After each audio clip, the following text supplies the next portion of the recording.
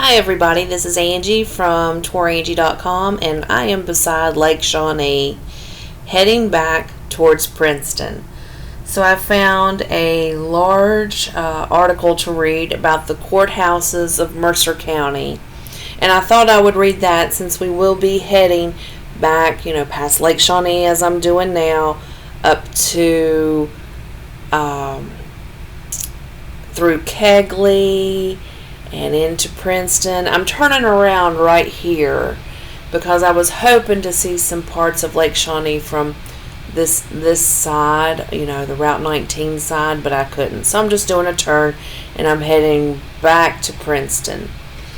So I figured I would start, and I'm just going to read this out of this Mercer County history book.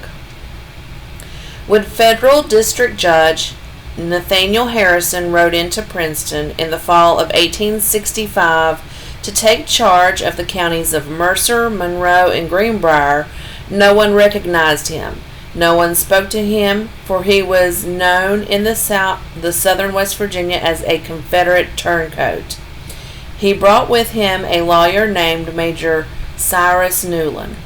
Following the cool reception in Princeton, Judge Harrison turned his horse in the direction of Concord Church and established the first county seat there.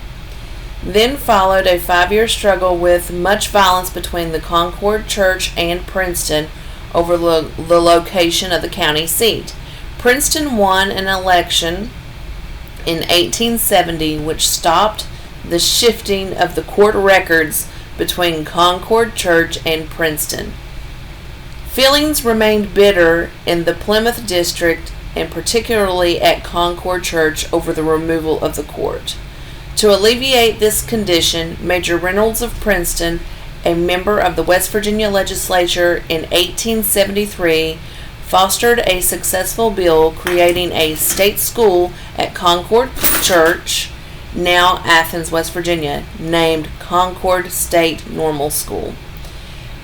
After this courthouse agitation ended in favor of Princeton, a new courthouse was completed in 1874, which was, however, destroyed in 1875 by fire.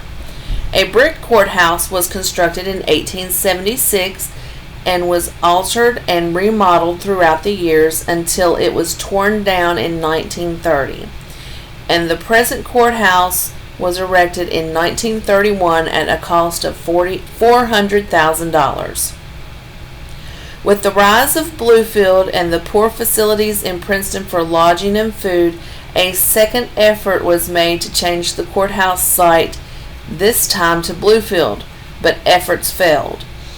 And to appease the people of Bluefield, Senator William M. Mahood introduced a bill into legislature in 1895 to establish Bluefield College Institute. The measure carried, and the school opened in December 1st, 1896. And of course now it is known as Bluefield State College. This book was written in the 1980s, so now it is known as Bluefield State University. So finally, with an election held in 1907, Princeton won, and the courthouse was settled in Princeton for good. With Mercer County having the distinction of having had more courthouses than any other county in the state, the sixth and last courthouse was completed in 1931, 6 years before the county celebrated its centennial. The first court was held in the home of James Calfee, one of the 18 justices of peace.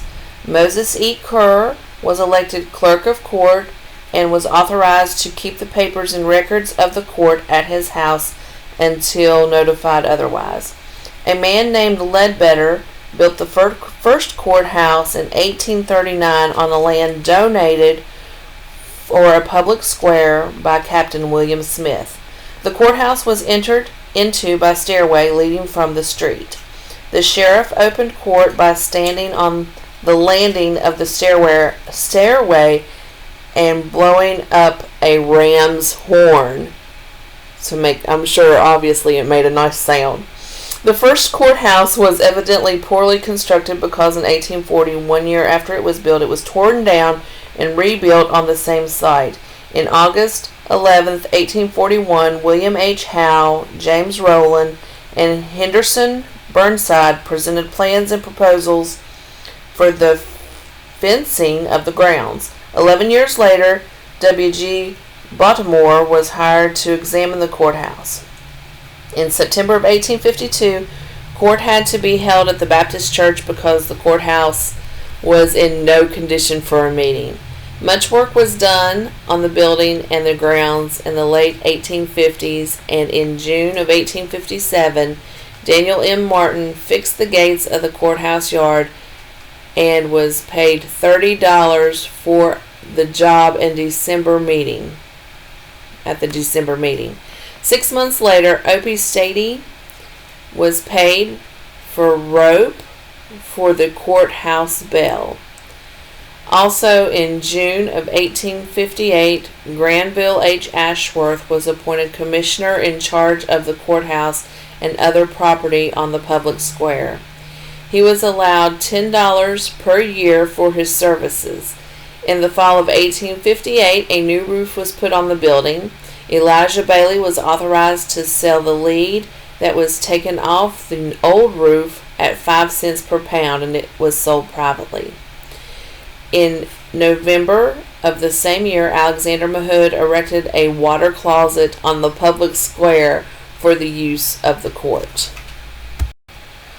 The second courthouse was used until May 1st of 1862, when it was destroyed by the Confederate troops stationed in Princeton. Colonel Walter H. Jennifer had some provisions for the troops stored at the courthouse, and upon hearing the defeat of the Confederates in the Battle of Clark House, about 7 miles north of Princeton, he ordered Princeton burned to prevent the advance of Federal troops from getting the supplies. Everything in the courthouse was destroyed except a few records, that of which were saved by George Hall, a colored man. During the remaining years of the war, there were no attempts to rebuild the courthouse. In the fall of 1865, Judge Nathaniel Harrison, who had recently been appointed to circuit judge, rode into Princeton and held court. Harrison, who had deserted the Southern cause for political gain, took offense at the cool reception he received at the pro-Southerner residents in Princeton.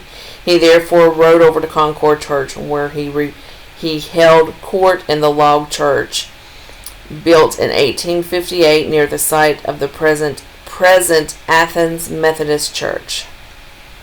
The people of Concord Church were eager to have the county seat located in their community.